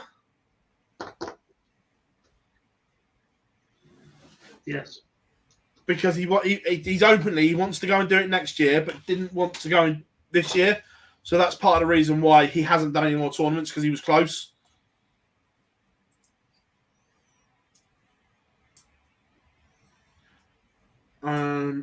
If a seed pulls out the draw, do we then get a full reshuffle? I don't think so. I think if a seed next week, anybody to come in as a replacement would just replace whoever's withdrawn. Yeah, from the draw. So, yeah, it's just a straight shoehorn in, shoehorn out. But just think if you're number 1 seed, for example, doesn't qualifies elsewhere, drops out. All round, it's not a great look. But they've got to look after their competition. I fully appreciate they have to do. It's just not great. There's not a huge question mark on tickets, but it's only fair to the players who are playing who have. Of course, yeah, because they need to find out when they're playing and stuff like that, which I completely get. But like you say, if the number 1 seed all of a sudden goes, then questions are like, yeah. So that is that. Super Series at the weekend. Gob refereed the final. Champions Week is ever so close now. But fair play to Matty Dennant. Some battle against Scott Taylor in that final. It was a good finals night, I thought. Yeah, like Schlichting was a leg away 3 different ways to qualify. Like, that's how tight his group was. If he'd won an extra leg the way it fell in that final game, they'd have been heading to a 9-dart shootout. Then, like, there was literally only 2 scores that could have knocked him out at that point. Like, any Reese win would have put him through. A Tom win 4, Neil or 4-1 would have put him through. It was just harsh, especially after taking out 1-2-4 to beat Tom, to put himself in that position as well. To miss out by a leg. Yeah, that was cruel in that group. In the other group, I think David Davies would admit himself that he was fortunate enough just to have made Saturday night. I don't think his form was that great, and just getting to that Saturday, I think was a bit of a bonus for him in that regard. He was a bit gutted with the way he played because, as was Kevin Edwards, to be fair, he said, look, you worked so hard just to get all the way back here. And then it doesn't come off or it doesn't happen for you, sort of thing. But the Final Four was one of the best Final Fours I think we've seen in a long time. Yeah, it was good. But just before we touch on that, I went to the loo, obviously, because I was producing, and David Schlichting was sat on the stairs, and he was absolutely devastated. Yeah, the way he went out. Between him and Tom, they knew every single scenario. Yeah. Oh, all week they'd known it through Group A, B, and C. They'd known from the start. They were following every single time a table came up. They all knew exactly what they had to do because those 2 were just on it. Oh, completely. But look, I don't have a say in it, but I'd like to think that they've done enough to get another invite at some point. Yeah, both of them. But before we go on that, the Friday night shenanigans on the bullseye was just TV gold.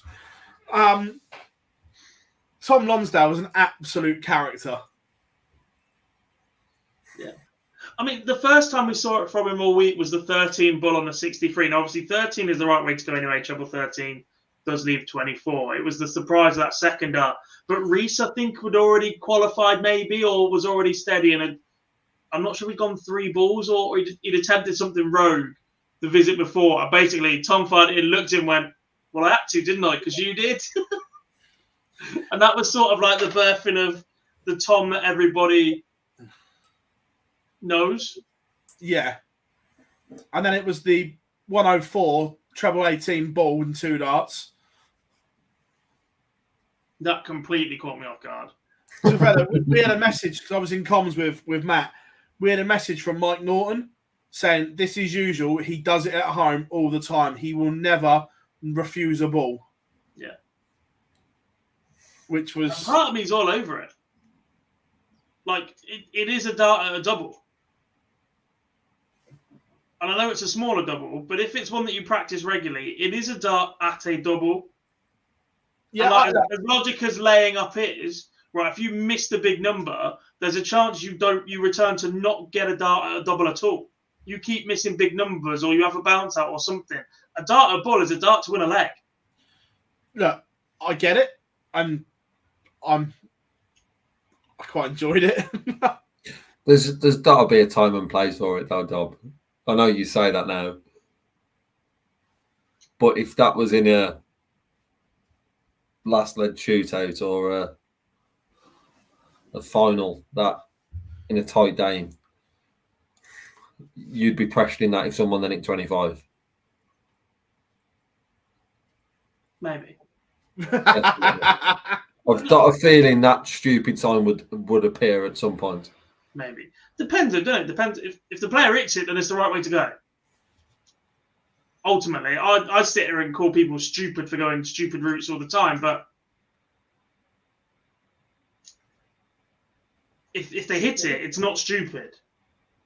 It's not wrong. It's only ever wrong if 2 visits later you lose the leg.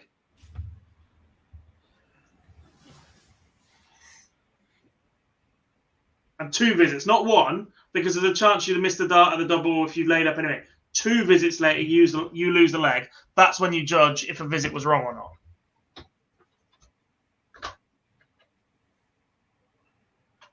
Scott Taylor's 99 was walking ridiculous. Yeah. Yeah. There was just some absolute showmanship this week. Looking forward to it. But on to today. Nice to see David Evans back playing well. It's a bit of both, isn't it? That action is still absolutely solid. He's just done enough today. I think he's got more levels. I think he's going to need more levels to get through this week. I think Group B is stacked. Group C's got some interesting players coming into it as well. But I think he's just done enough. Fallon pretty much produced her worst game of the day against David Evans, or close to it. Yeah. I don't think anybody else really got close to landing a glove. Wolfie got better as the day went on. Yeah, no, he did. I was quite disappointed with the 2 ADC European players this week so far, Schroeder and Mario Robbie. Ish, but there was a lot to like about Schroeder. I think he can develop into a good player. Yeah. Yes, Connor, we will be. But no, it's all good. Right, let's get question time open. Well, because we always forget something. We expect any announcements this week, Boise, that you can tell us? You like an announcement? Someone else has probably dropped out. Question 1 now. How did Dob do last week on the quiz? He finished 5th. From 5 or? At 30. Yeah, for those that don't know, Gob stood us up to go to a pub quiz last week. There was 1 darts question, by the way, which we got right. I should freaking well hope so. Which was? It wasn't even a proper darts question. It was put these 5 darts scores in order from lowest to highest. If you would have got that wrong. Oh, I would have been livid. The annoying thing was, in a round where, so it's like the penultimate round, and there's 6 questions. And if you get the answer right, and neither of the top 2 teams get it right, you immediately jump up to first place in the quiz. Well, there was only 2 teams that got it right, us and another one, and they were already in the top 2. So it denied us that opportunity.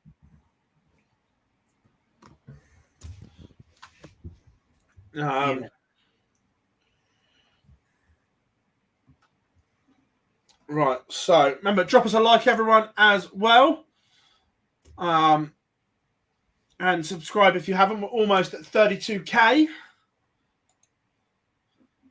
So before we start answering everyone's questions, have we missed anything in a week in darts?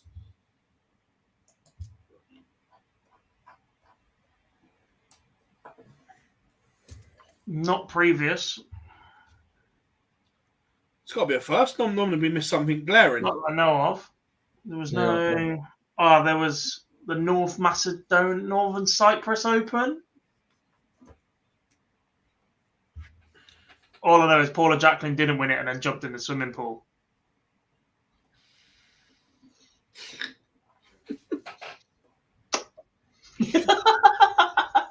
Solid input. I want to say something, but I better not. Cheaper than a shower.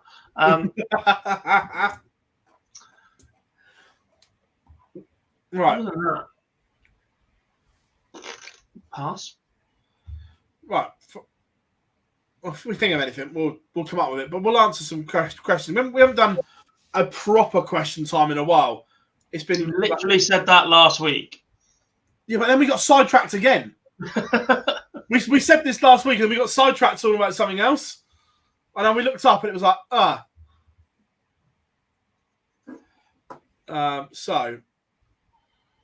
Yep, we are definitely streaming next week, guys. Well, Phill is. Yeah. Philly. because I may or may not be back on the South Coast. Peace. Because he's trying to be big-headed now, I'm going to put him back in his place. He's only got an invite back because Owen and Charlie are at the Pro Tour.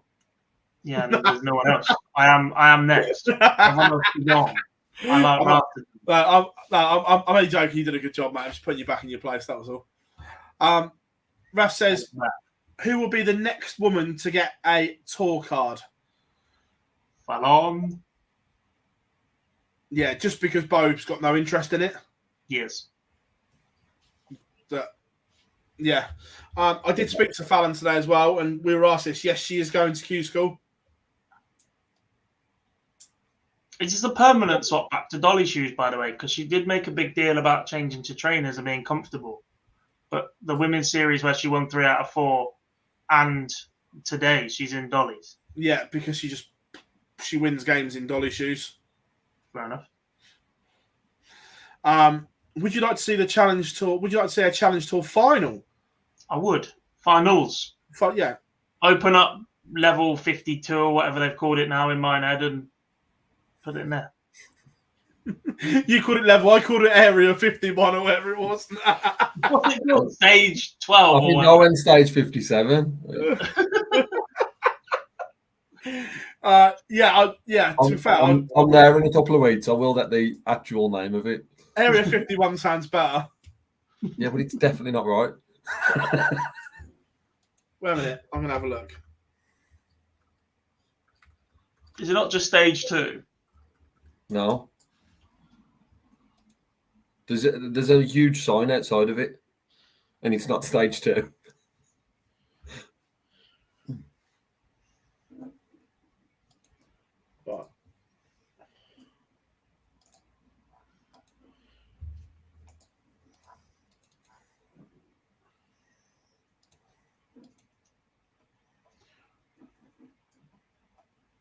Right. You two chat amongst yourselves.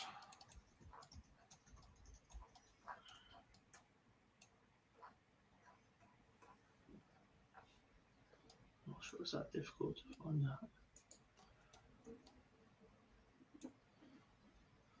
You just trying to find the name of the place in Minehead? Yeah. Studio 36. Yeah. I just downloaded the map. Studio 36. I beat you to it. You're useless. It's because I haven't got my Mac here. I've got a stupid Windows machine. I don't know where everything is. Boomer. Yeah, but no, going back to the original one, yes, I would like to see a Challenge Tour. That's why you got sidetracked last week, because instead of just going, yes, we'll put it in there, you went, oh no, let's go and find the name of it. You don't need PCF to move earlier, because PCFs have played over 2 venues. You could open up upstairs or 36. Or 51. You could run it simultaneously if you want to go watch others, fine. Yeah. What's and your then all favourite? you do is sneak the final into the Players' Championship finals evening. God, what is your favourite prime? So far, the tropical wasn't bad, you know. I had an orange one in Portsmouth. That was good. Where will Luke Littler be in 12 months?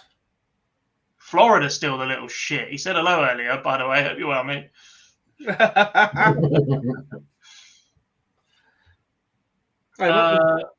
What, 12 months to the day? Probably at Pro Tour. That's a bit literal. I'm going to say world number 72. I think he'll have had a very good opening year. He'll have won a Pro Tour and be sat very nicely. I think he'll have a good year. I'm not sure he'll go on and win anything year one. I included Pro Tour in that, but I think he'll have a very, very good year.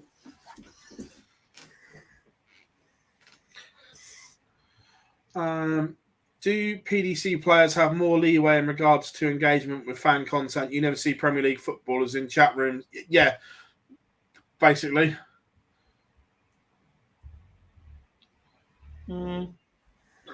Yes and no, I guess. Because you see the likes of Ben Foster with his own YouTube channel. I know he's an exception, but a lot of them stream as well. A lot of footballers will now sit in game or whatever. Dele Alli, when he was a footballer, instead of whatever he's turned into now. I think it's just what they choose to do. It's a lot safer for them to not be. Yeah. I mean, we've had Matthew Stevens in the chat room, who's a professional snooker player. We've had darts players in there. We've had all sorts in there. Yeah. But yeah, they have got more leeway because they haven't got clubs to answer to or anything like that. Yeah. Where... I'm still not sure a club's going to tell someone off for going in a chat room. It's just that I think footballers are so, especially at the professional level, are just so disengaged from the public now because the opinion is that the public is just there to trip footballers up and earn a quick penny from the tabloids. Who do you think will be in and out of the world spots from the Pro Tours come the conclusion of PC 30? Oh. All right. Let's get darts rankings up. The hallowed. Brooks will be out. Watermain will be out. Zonover will be lucky to cling on. Two of those I agree with. I think Brooks and Watermain.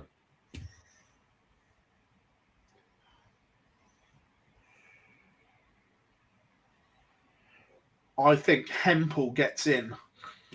Yeah, he's starting to play well again. And the other one that I'd take a punt on right now is Stephen Burton.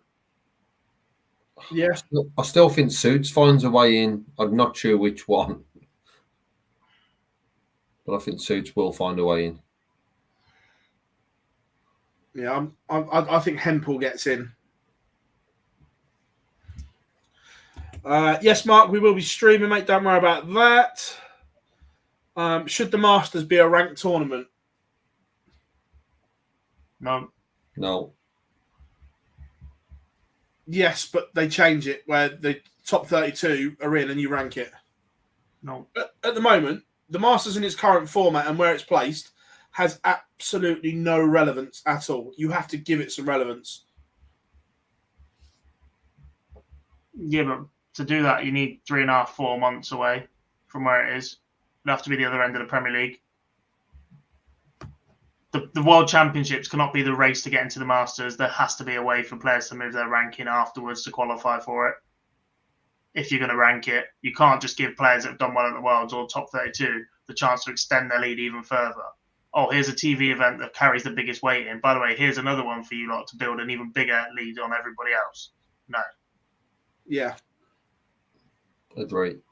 No, for me, yeah, you have to give it. At the moment, the Masters has no point whatsoever. Sandwich between two Premier League nights.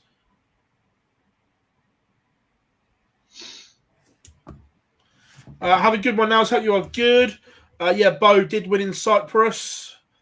Yes, I am going to the Euro Tour. Euro Tour finals.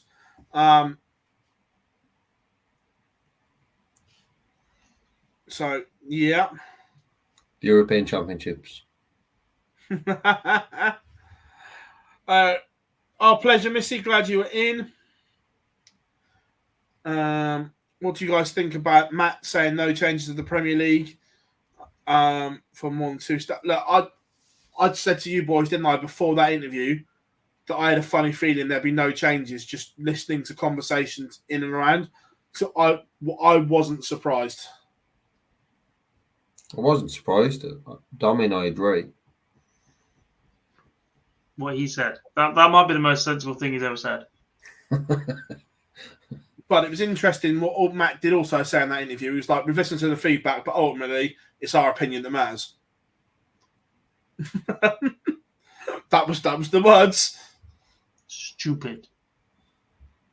I don't know if James, I don't know if it'll ever go back to the old format, but the format will change again.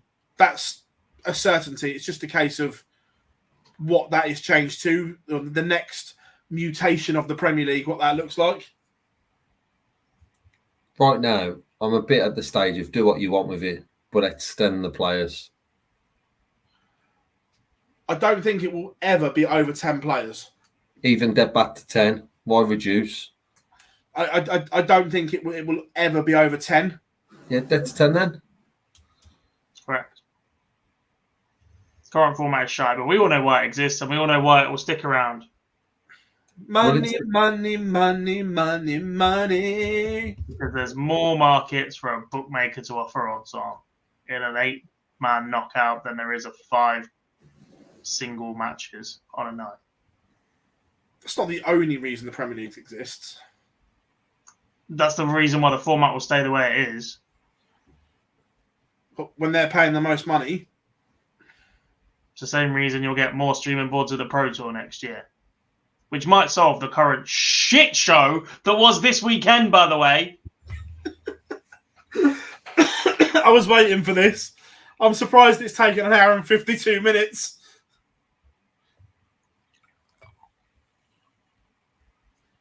Were you not happy, Gob? It's fucking moronic. Moronic to you? Absolutely no common sense used at any point. When players are withdrawing, that is then meaning the even number seeds become the odd number seeds the following day, so they're back on a streaming board. Stupid. Absolutely fucking stupid. And then they go and break their own rule to keep fucking Barney on a streaming board on the final day. Tell us what you really feel, Dom. Fucking morons. And this is, ladies and gentlemen, why he'll never be a professional referee or marker. Because he wouldn't be able to say things like this. I just wouldn't be here. There's a difference. I'd That's sack what I you mean. up for a job. You wouldn't be able to say what you want. When they say, "Oh, Jack, what do you think of this?" "Oh, I think this is a lovely idea." I'm not taking that from you, Phil. Look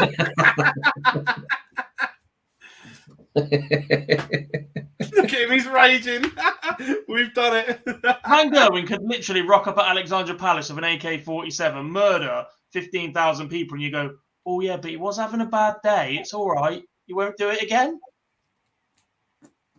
Yeah, what's your point? So don't give me shit for selling out potentially in the future when you've already done it for 3 years. No, where your bread's buttered. I'm not. No. Calling out for potentially selling out down the line when you've already sold your soul to the devil is not the place to be. Hey, there's always room for a dance with the devil. You know that.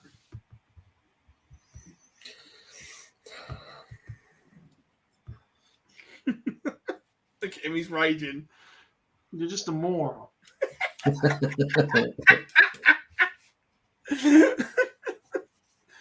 We've done it. We've set him over the edge. How far down the tour card race are people still in with a chance of keeping their card this year?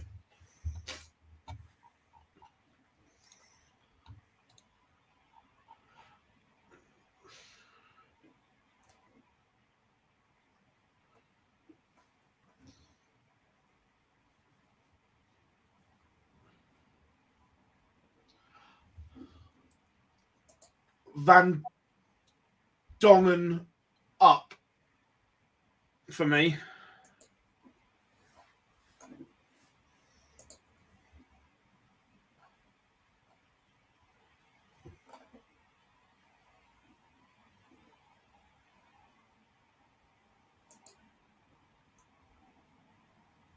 What are you boys saying?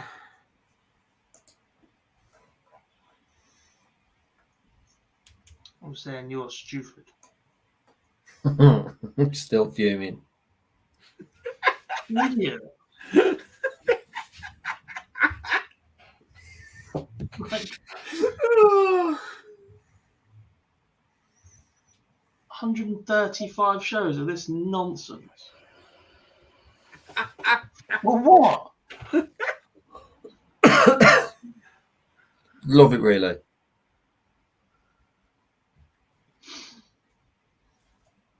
Yeah, for me, Van Dongen up can still keep their card. I'll give you Scott Waits as well because I think he's playing all right. Whereas I don't think Ted Evans is. Yeah, I can go with that. Great. Should all the Pro Tours be done before the start of October when all the majors start? No. I don't like the fact they're done before the Grand Slam. What would you have? Ones after? I'd have another block. I'd have another block before the Players' Championship finals. I'd have another. When? There's not time. What? There's not time. There is now. They're moving to midweek. So you're going to do a week-long Grand Slam, finish on the Sunday, then have Players' Championships Tuesday and Wednesday, and Minehead starts on Friday. Yeah. And you said I was being stupid. Or push Minehead back a weekend. Because that will really upset someone else. And you know they're not afraid of doing that. Go on, go and clash with it. See who's got the better viewing figures. Your Albanian pay-to-view TV or ITV. Go on. Yeah, but the issue is you know they do it as well. Exactly. So then you've got time for more Pro Tours, a final race to that. You can have your standalone qualifiers and whatever.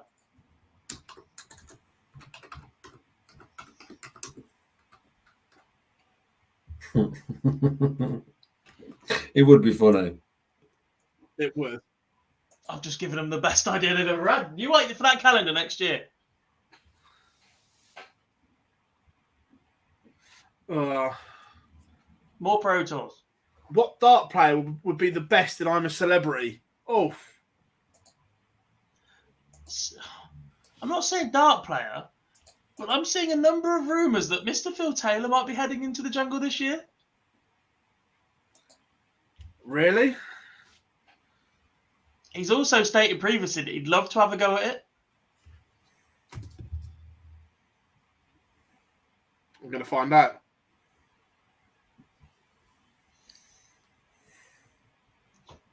Seriously? I've just WhatsApped him. When is the next edition? I've just WhatsApped him. We'll find out. It's time, isn't it? It's around the same time as the Slam. Yeah. He doesn't pick his darts up again until what, February? Well, I just WhatsApped him. We'll see if he messages back. Well, if he is, he can't say because we're live and then we're just breaking one of the biggest rules about the show. But other than that, Just an exclusive. Just drop that on the show at the very end. By the way, Phill Taylor is going to the jungle. 10 o'clock. The man's well long asleep. Bristow did do I'm a Celeb, and I think that's part of the reason why Phill would do it as well. Yeah. Not only is he intrigued by it, he'd be following in Eric's footsteps. Eric was king of the jungle, wasn't he? Didn't he win it?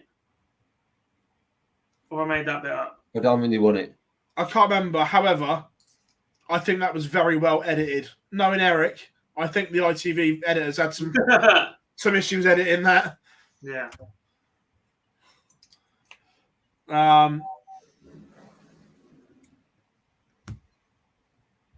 That's a good point. He's off to America, isn't he? Who? Dettori. Yeah, Is he going in the jungle first? possibly. I don't know when racing in America starts, but yeah, he's going over there. That's a good point. That Phil's doing the World Championship draw, isn't he? Is he? Yeah. That can be changed. Well, he can do it on a link live from the jungle. No, I just won't bother, will he? Do it next year. To be fair, you laugh. Imagine Wayne doing it. We were in a minibus coming back from an exhibition, transferring to the airport, and we were talking to Wayne about how much what his fee would have to be to get him in the jungle. Lots. Not as much as I thought. It's doable. Could you imagine Wayne in the jungle? Come on now. Dettori, Cipriani, and Taylor are the ones rumoured for the jungle. Yeah, and they normally get at least one of them right. Well, Cipriani would make sense. He's got a book to sell. Yeah. So, Where is Corey Cadby? Good question. Somewhere in Australia. Gathering dust. Somewhere. Could you imagine? Get Vincent in. Yeah, but no one in the UK knows who Vincent is. But it'd be brilliant. But I'd be like sending you in there and calling you a celebrity. Yeah? What's wrong with that? You're not a celebrity. Yeah. You're not even a celebrity in our chat room.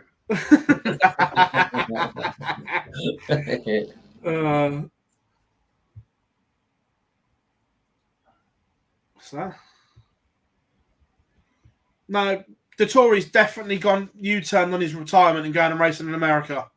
No, Mark's on about Cadby, but that's not been announced. What's that? Apparently Cadby's announced he's retired for good, but that's not been announced at all, has it?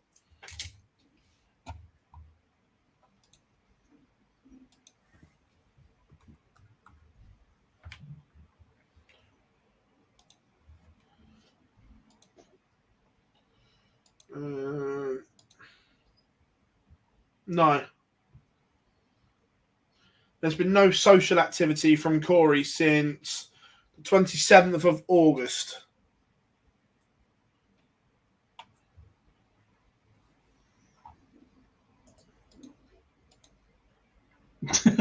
That's what. Now sent me some photos earlier. Yeah, he sent them to me as well. I don't know if he's back there, Chris, but he's banned from playing on the DPA because he owes a fine or something